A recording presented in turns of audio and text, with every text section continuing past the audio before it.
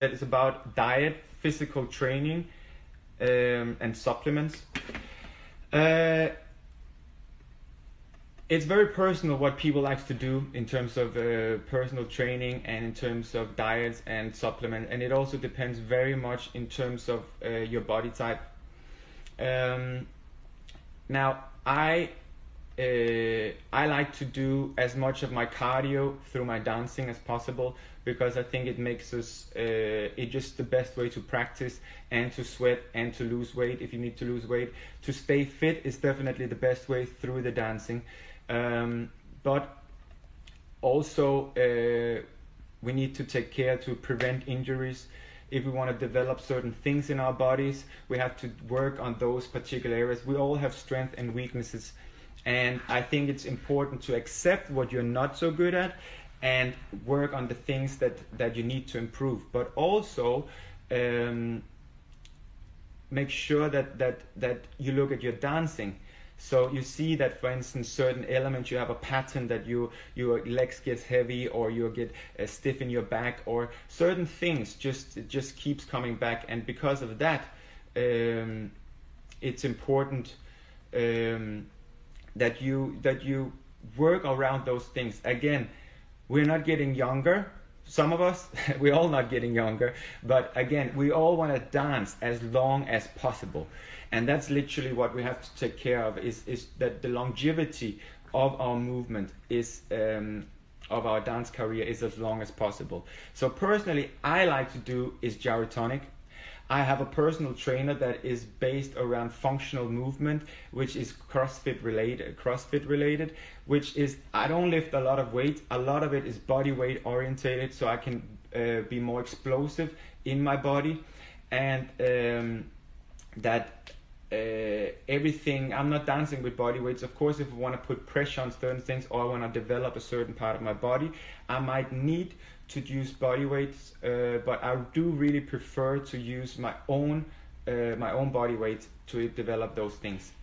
I have, unfortunately as well these days, if some of you are trying to get onto Zoom, it doesn't seem to work right now, so I apologize for that. So I'm just going to concentrate on my Instagram. That's also easier for me. Computer shut.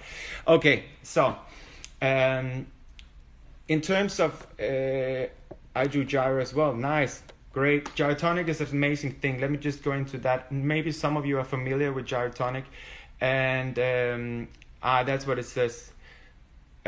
Zoom has had a server. It's been down for a few hours. Thank you, Sam, for letting me know. I did work on Zoom earlier this morning privately, but apparently it doesn't work. So anyway, gyrotonic is an amazing thing for me because it really works a lot around the core. It strengthens your body and it makes you flexible at the same time. So that definitely helps me a lot.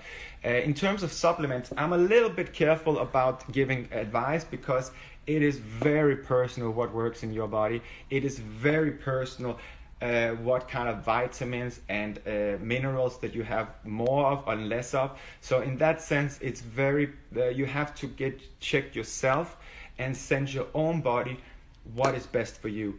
What I feel is that I have switched lately the last year to more natural products, plant-based. Even if I get my supplements and vitamins, it's all plant-based. It's just purely because I feel my system accepts them better, and I don't have a heavy feeling after taking my supplements and vitamins.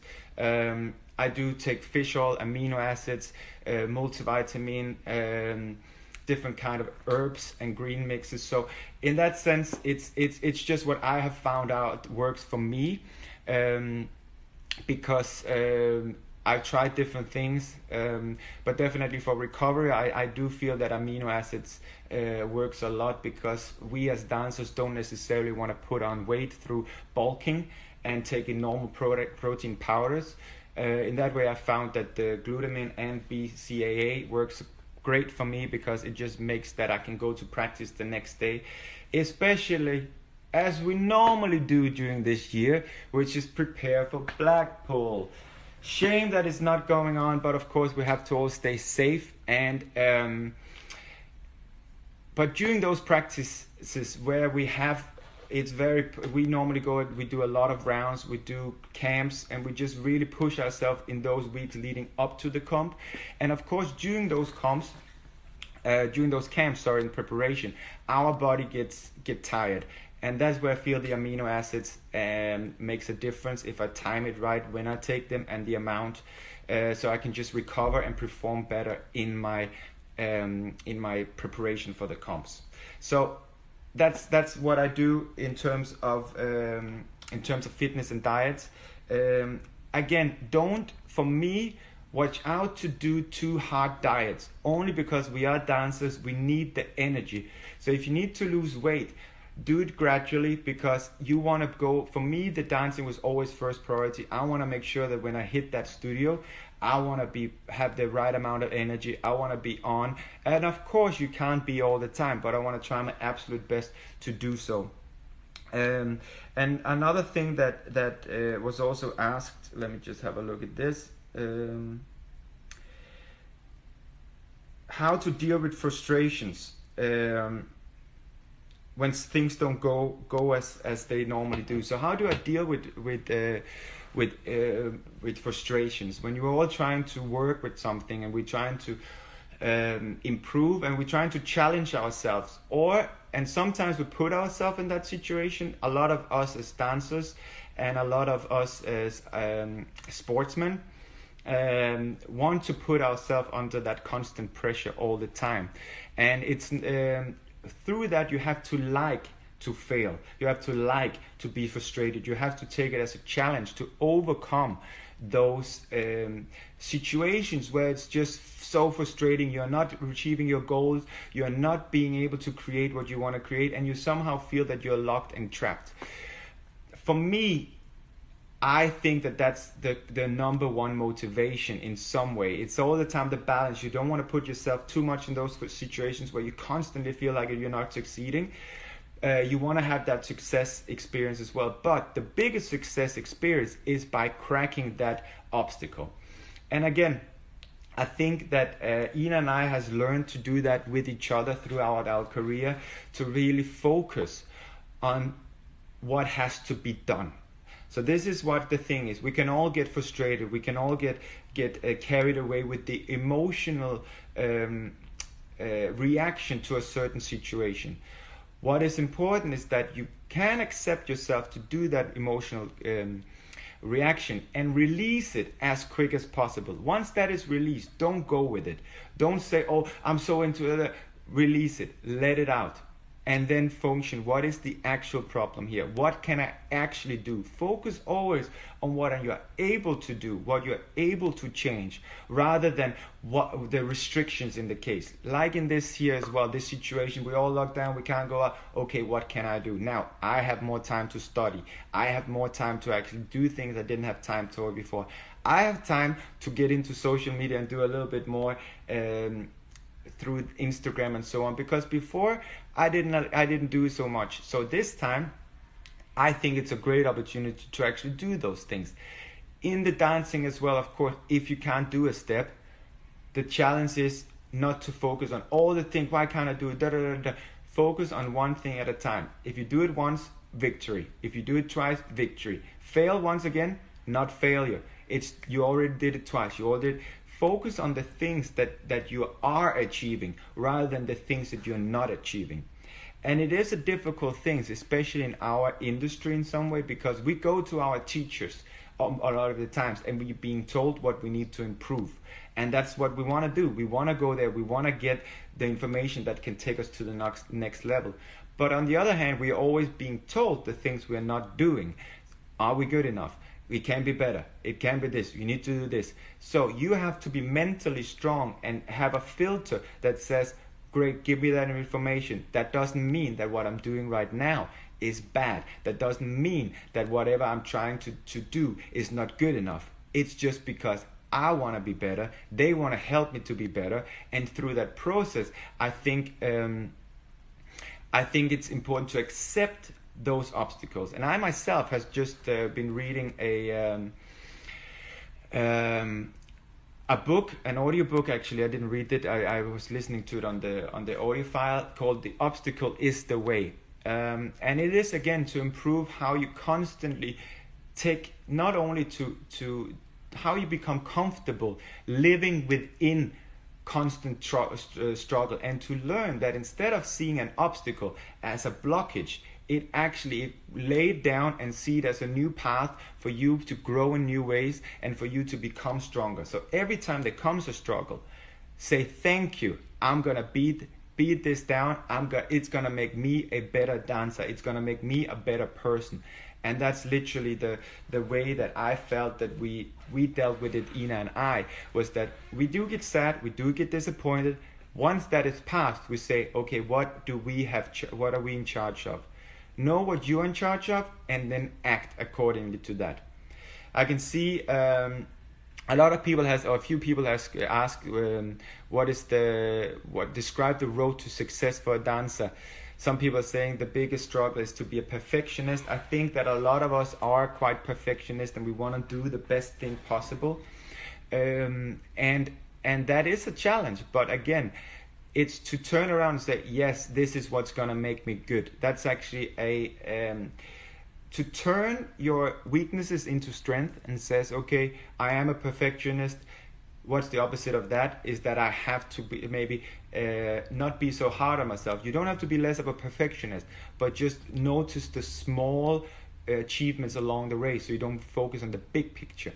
If I want to create a new company, I can imagine myself envision that I want to be Amazon. But if that's my only goal from day to day, my only thing I focus on, it's going to be a long road with a lot of negative failures. If I focus on one day at a time, building it up, it's going to be more motivating, even if there is struggles along the way. And that is my answer to how to describe the road to success for a dancer. Focus on your everyday practice. Focus on your everyday information that you get from your teachers. Focus on what you can change today. Make the best version out of yourself today. There's a lot of planning. There's a lot of things that you can do. Oh, I want to do that tomorrow. I'm going to do that. I want to be that in 10 years. Great. What can you do today? What are you going to go out and make a difference for yourself? What are you going to make a difference for others? But know that you have the chance not to do it, not to change the world, but you can change one thing in yourself today that will make you a better person, make you a better dancer, and maybe make the day better for someone else as well. And that's what I think is an important thing. Don't get carried away about this person did that, this person is doing this, oh, this person did it that way. Of course, be aware of what's happening around you, but again, bring it back to know what you have, what you are in power of, and what you can change today. That's my biggest thing. Let me just check what's there of a question on there. Okay, I'm gonna put that up. How did you manage the floor craft when there's so many people on the floor? So guys, if you have any questions, pop it down here and I can actually answer straight away. How do you manage the floor craft? Well, again, it's very much about experience. It's very much about putting yourself out there. We were lucky that we practiced with a lot of couples around us. A lot of time we used to go to Simli, where we put ourselves under that pressure of being watched by our fellow competitors and some of the best dancers in this industry when we are very young. And dancing on different spaces definitely challenges you. Again, once you hit a situation where you feel you're very crowded or there's a lot of people around you, don't search to them. Search to yourself. What can I do? Maybe just take 1 second in the dance, look around. Is there a lot of couples? Where's there space? Move your partner there. React to the situation. Don't get carried away with the situation. But experience is the one thing. Practice in spaces with a lot of couples. Number 2, try to have a look at the competitions and base your choreographies around where there's maybe space. Is there tendency then in the cha-cha, people start here? Well, maybe I should start in a different place and then move around. In the samba, does people go to the corner, go to the center? Have a look at those things and base your choreography around that. But apart from that, it's experience. So I think it's best, guys, if you are able to try to use the question answer button, because then I can actually put it up on the screen. Where do you get your practice clothes? So I am sponsored by a great company in Japan called Gentil. They do produce practice clothes, and we have been working on and off on a line because of I like to practice is what I feel comfortable, of course. I haven't gone further with it right now due to the situation as well. Hopefully in the future it will come. But like, for instance, someone like Ina as well has her own practice line that she's created, Sensu New York, which is very much based around body that helps your body look better, feel better when you're dancing. So go check that out, Sensu. But for my practice, at least, I just find whatever I feel comfortable in. And I also have different outfits in some way. Sometimes I like to put on more formal wear. I get some of it tailored, made in Hong Kong. So I get my practice clothes, practice pants made there.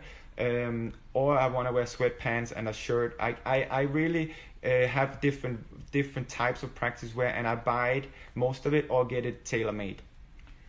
Let's go with another question. There we are. Okay, this is another one. How do you look more confident in the floor?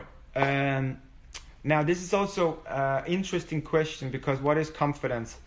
How do you feel confidence? How do you look confident? Some people has it natural. Some people has it through gained confidence through results or success stories. I think what is the best way to look confident is in some way not to be too busy to look confident and to focus on sending that message out, because already by trying to be I'm confident, it's faking it. And I must say, Ina made me aware of this thing that she said one of the worst advice she got is fake it till you make it. There is, of course, a certain idea of like, oh, you have to look confident when you go on the floor. But I think what is important is to connect it again to your own self. Get busy with dancing and enjoying that. And how much love and care and energy, that's a different kind of confidence that you can send out. Is actually she's not even competing. He is not really trying to show up. He's actually so busy and he's enjoying it. That's true confidence for me, is those who are so involved and just enjoy sharing it with those people around. But of course, each individual is different. And if you have to work on confidence, we know champions. Myself as well, I don't feel confident every time I walk on the floor. I try to build it up in the preparation, so whenever I walk on the floor, I have been eliminating all those things that might not make me feel confident. So there's different sides of it, but of course, leading up to a comp where a lot of at risk and I might be nervous, I'm trying to, in the comp preparation, to knock out all those things. Okay, I am in shape. We have our choreography. We have our costumes. We are tuned in together. We have everything is prepared. So now, whenever I then get insecure, again, I have to take my emotional out of that as being secure and focus. What am I actually able to focus on? This and this. I have prepared everything. So I convince myself there's no need to be nervous. And through that, I believe I look more confident.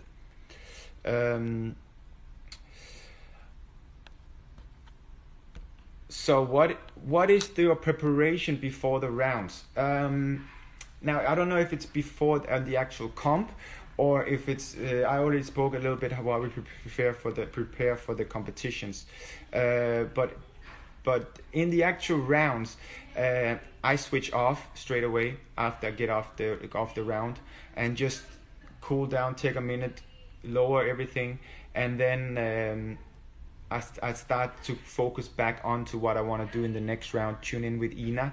And just make sure that I give my body back, give it back and nurture it every time after the comp, especially if it's a long comp like Blackpool.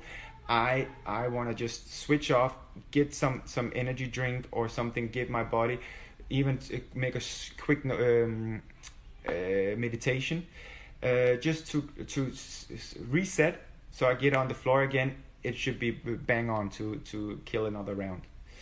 Um, Another question. What's your morning ritual? So, well, this is my new Sunday morning ritual. I like to do a little bit of meditation or self hypnosis in the morning, just for me to start the day. Have a coffee, have a breakfast, and these days when it's nice weather, enjoy the weather. Be on the balcony, walk my dog. And then just again visualize what I want to do for the day is maybe the big thing. Set a goal and visualize what you want to do throughout the day, so you have a clear idea. Even if you just want to relax, even if you just want to chill, that's your goal. But allow yourself to then dedicate yourself fully to that day. So let me just see what time it is, because I also want to do something. We still have some time, so that's good. Now, let's do a few more questions, and then I will also do a little bit of dancing later, or exercises, just for. So, how do you look? Oh, I already got that one. Sorry about that, guys. Let's do another one. So let's have a simple one. What is your favorite dance to do in ballroom and Latin? Honestly, it changes all the time. I must say, I've always loved the cha-cha as a kid. I always liked the music, I always liked the cheekiness. So for me, definitely the one thing that I do come back to, if I remember as a kid, I remember the cha-cha-cha. But it changes all the time. You get new information, you get new inspiration. Then suddenly the paso is like, wow, this is cool. We want to create something new. I have a new image I want to try and portray. I have a new understanding. Jive, the fun of it. So it's really difficult to point what is my favorite dance, because I don't have a favorite dance. But I do like the cha-cha. It's the first dance of the comp, just to get that kicked out and just to have some fun. And yeah, that's probably the question to that.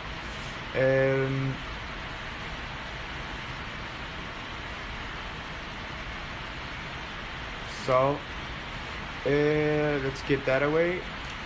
I can see, guys, you still write some questions in the comments. Would be great, just for all of us. Just for me to be able to answer all the questions, that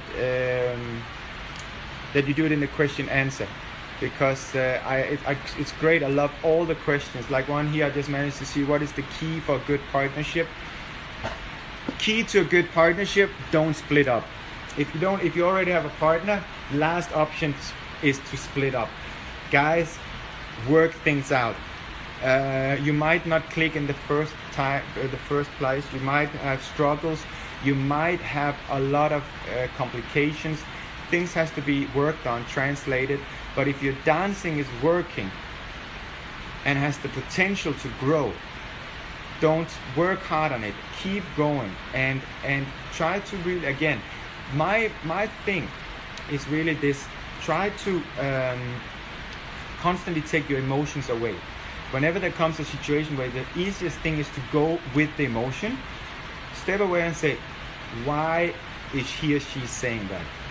And of course, I knew that, for instance, when Ina and I started, Ina came from Bulgaria, much more passionate, if we generalize, much more passionate, direct, fiery personalities than in general in Denmark. In Denmark, it's a little bit more reserved, cold, calm. So whenever Ina came with that energy, it could be overwhelming. Whenever I presented this, it could be like, oh, he's a bit too casual.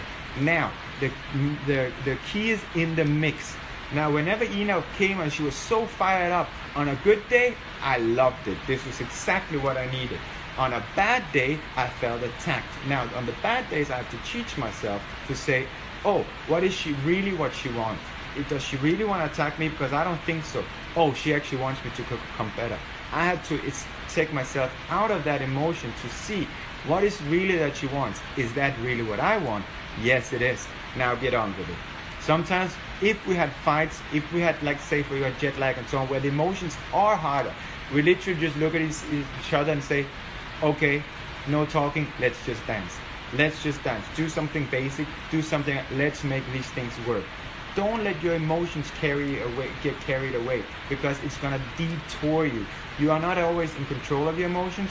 Disconnect yourself is also okay sometimes. Emotions are great. Emotions are, we love the passion that it brings and makes us human and alive.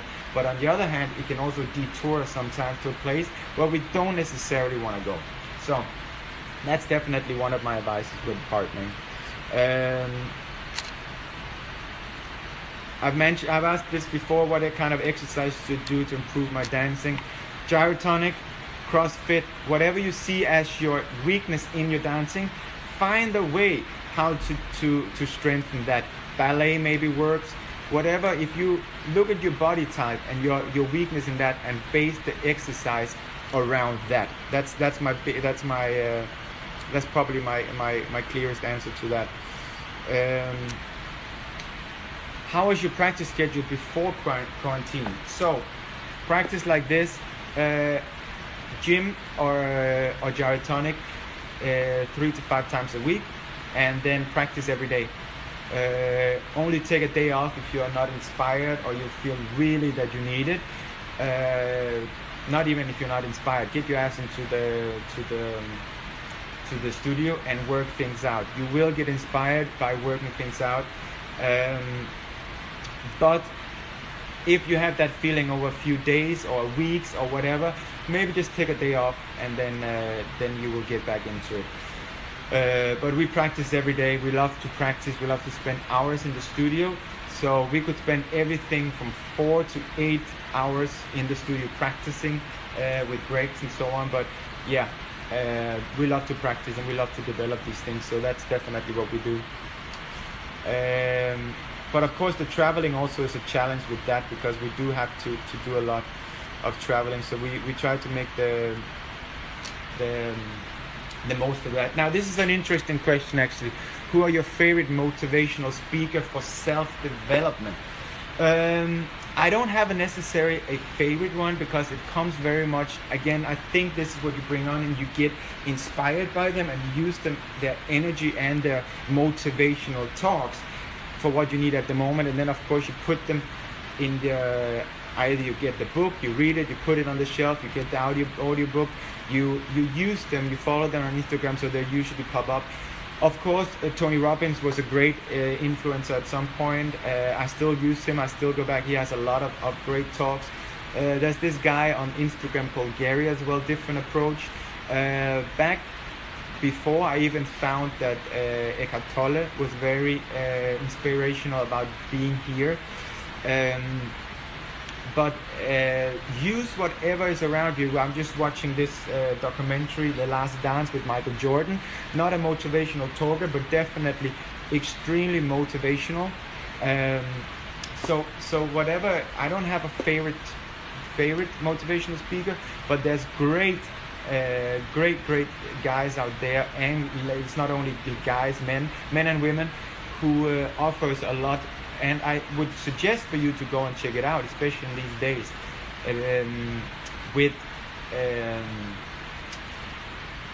TED Talks, great way, Instagram, Netflix, all have great motivational talks and so on. So, but I like different way. Spiritual, I think it's great as well to motivate me. And then I remember one time we had to do a lecture. And we had to, it was in Blackpool, but it was in connection to the World Championship for us and for the National Congress, so it was for kids. And what we decided to do was to do a lecture on motivation versus inspiration. And I'm just going to share with you this quickly, because I think it's important for you guys that you cannot always feel inspired, because it's an emotion. But your determination and your motivation to something is pure dedication, it's pure commitment, it's pure planning. So you can't be motivated to do something because it's a goal and a commitment to the plan connected to that goal. So make a goal, make a plan, now commit. For me, that's motivation. Inspiration. I can feel inspired on a good day with the music, with Ina, with the audience, and it gives me something extra. I can also not be inspired and still deliver a great performance, and yet I can still inspire other people if I'm not inspired. Don't rely on being inspired. Use it as fuel. Search for inspiration all the time where it is, in a creative environment. In other words, inspiration is very related to creativity and the artist. Motivation is very much about the goals that you have to produce, that you want to achieve. The achiever and the creator. That's how a little bit I see it. So maybe one day I can become someone's favorite motivational speaker. Okay, I will definitely save this video. So let's just take a few more questions. I know. Let's see what we have. Let's just check this one. If you could change the format of nowadays competition, what would it be? You know what? I'm very much like this. It's not. I don't feel for changing it. I think it's great the way it is.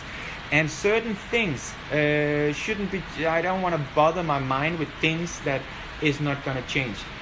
WDSF tried to change it certain ways with solo dances with a different point system, and there is pluses and minuses. But I think that the format of being on the floor, all the 5 dancers, for us to be able to be judged by people who's been in the same situation as us. People talk about politics, about being like whatever. I don't want to focus on that. I want to focus on the joy and love that it gives me. And I love being on that floor. I love being together with the fellow competitors, with brilliant dancers, with being around people that loves it just as much as me, and with the audience. And those 5 rounds of Blackpool, they kill you, but you love it. So I actually don't want to change a thing, to be honest, right now, because I can't, and I don't have a better solution. So that's probably my answer to that question. Don't change something that's not broken. And in my opinion, it's not necessarily broken. There's a comment now. Any advice for pro-am dancers specifically? It's very widespread, that question. It's a great question because there's lots of pro-am dancers, and I think that pro-am dancing is a great area of our industry. It gives a lot of joy. It gives a lot for people who's not necessarily hasn't spent their whole life dancing to still be part of this great industry. So I definitely think, no matter what level you are, make the most of it. Get with teachers that you enjoy working with. Go to competitions that you enjoy going to, and indulge yourself, if I can use that word, in this industry as much as possible, because it's a priceless time for all of us. If you're pro-am, if you're a competitor, if you're a judge, to just be part of this, it's a limited time that we're able to do that, and I think that it's great to just enjoy it as much as possible. Okay, guys. For you who wants to just dance a little bit, it's not really dancing. It's just something, again, for you who are stuck at home, or even also have access to studios. I just want to give you a little exercise that I did this morning as well, and we've been doing it for quite some time, Ina and I. Now, what it is about is literally for us to feel our body weight a little bit more. And what I say about the body weight is, where is the body weight located? The body weight is located in our pelvic area. More specifically, how I always explain it is, if you imagine, if you try to dance, to be on a bike, when you sit on the saddle and you move the saddle, now that's exactly where your weight center is on the inside of those hips. So if you want to move to one foot, you have to move that center here. So try to feel that it's not on the outside, because then you can certainly be delayed.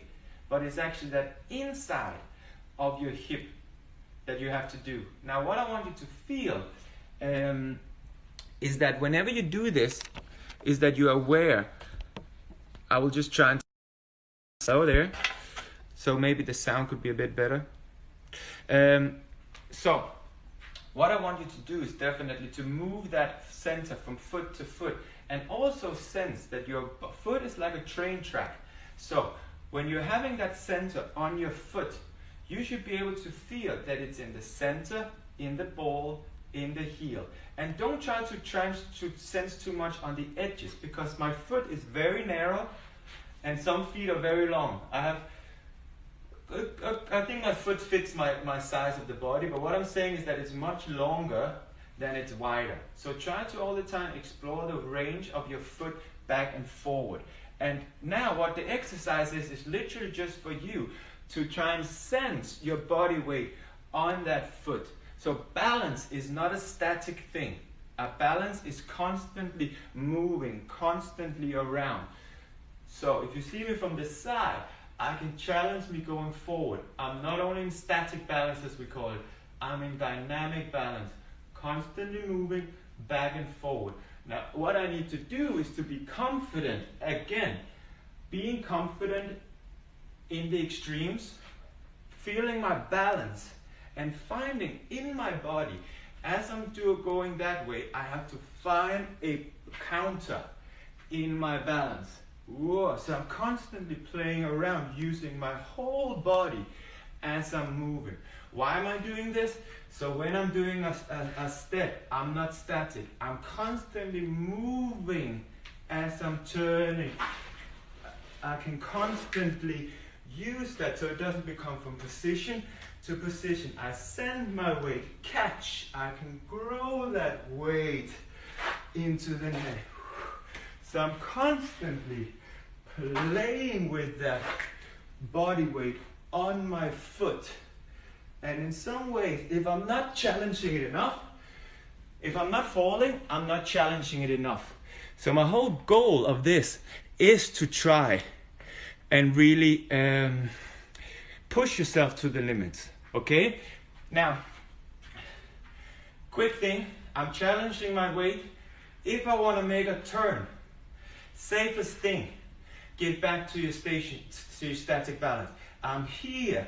I want to get into balance as I'm turning. If I'm here too much as a basic, it's harder to turn.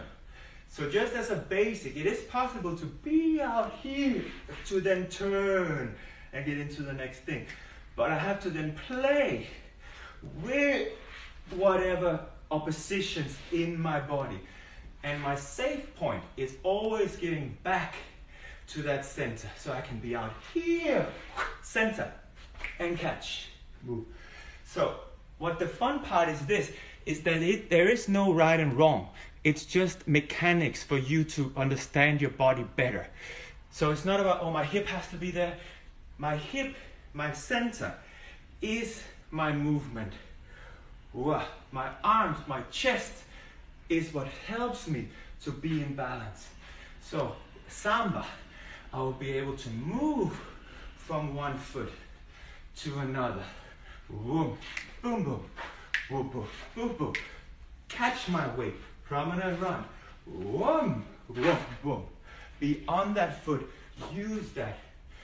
So it's not so static all the time, because my weight is just here. I can travel through the foot, feeling, using that as I'm stepping here. I use that body weight, use that head weight, but it's this center that is traveling through my foot as I'm doing that. Yeah? So guys, this is a small, I'm on a carpet. So it is a little bit difficult and challenging. But what I want to do is for you to practice. I will upload these things as well. And this was just a small exercise. And I will probably do a little bit more dancing in the future as well. But I just wanted to give you this exercise because it's actually quite fun. And once you understand the principle of body weight within your own range and how you can then expand that and make your dancing alive. This is what I feel. Body weight is what makes the body alive, the dancing alive, and what you communicate with your partner. from a physical point of view. Emotion is different. So of course how I feel it and how I express it is a different thing. But how I sense my body weight on my own and how I share that with my partner, communicate that. Communication is a huge thing through the body weight as well. For you, who I don't know if you've seen it, I will be running some classes next week that is based very much about functionality. So I want to take a little bit away from the technical details in terms of technique. Is for me rules in terms of this is what makes a cha-cha cha-cha. This is what makes a rumba rumba. There's a certain technique in a step to make it the step looks like that. Now I want to break down a little bit more how the mechanics, the functionality works within that. So within a Cuban action, what kind of small muscles do we use in order to create that? And the purpose of that is not only to know it. It's not because there's something right and wrong. It's for you to, and for myself, to constantly get more control, to sense our bodies more, and to be able from there not to think, oh, I have to do this and this, but actually to feel the body and to understand that all those smart, clever, technical things are great. But within that, within all the setup and the structure, we have our bodies. We have individual bodies that has to live and be enjoyed and express within all those setup and technicalities. That's some of the things that I would like to spend my class on next week. It starts on the 19th, that's Tuesday. The 19th, 21st, and 23rd.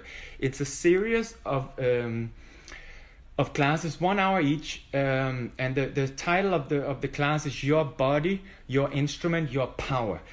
And I will talk about the setup, the understanding of the body, how to strengthen it, understand it better, and use it better, but also a little bit what we spoke about today, the mentality of things, how we can actually, how we think when we dance. Do we think? Yes, to a certain degree. That is the question as well. How do we think? How much should we think? Do we think?